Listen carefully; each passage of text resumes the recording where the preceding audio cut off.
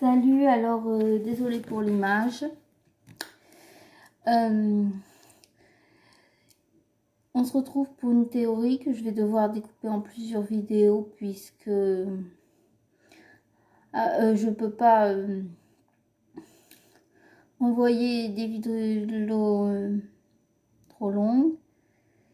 Alors la première partie ce sera les indices, celle-ci. Donc le premier indice qui m'a permis de faire cette théorie, c'était à Marineford grâce au flashback de Garth. Comme il s'est souvenu du jour où il a été chercher Ace, Rouge a dit que si Ace avait été une fille, Roger aurait voulu l'appeler Anne. C'est le premier indice parce que j'ai jamais vu ça dans une autre œuvre de fiction ou n'importe quelle autre œuvre. Quand un bébé vient au monde, j'ai jamais vu nulle part ailleurs qu'on disait quel nom il aurait eu si ça n'avait pas été une fille ou si ça avait été un garçon. Bon, j'ai trouvé ça étrange. Ensuite, ça a été le nom.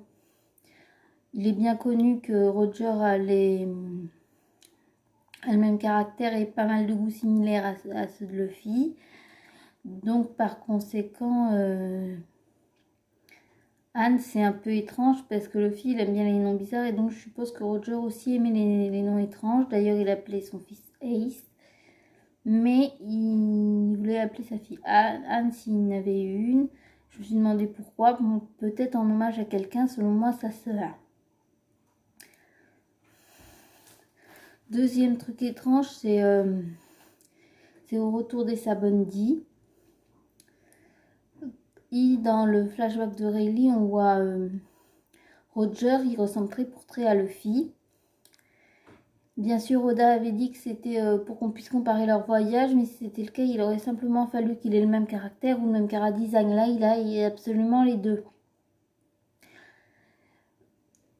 Et troisième point, c'est le comportement étrange de Dragon. On qui a l'air plus stressé quand il est dans sa base que quand il est à l'extérieur. Alors, je trouve ça vraiment chelou. Parce que quand il est dans sa base, il fait genre ça, il s'en fiche de Luffy, machin.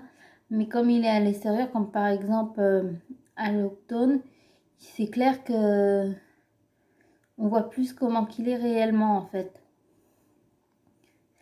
Et c'est bizarre parce que en général, et surtout quand tu es un révolutionnaire, tu étais censé être plus toi-même dans ta base parce que tu es en sécurité et tout. Donc, est-ce que c'est vraiment de la marine qui se méfie quand il est dans sa base?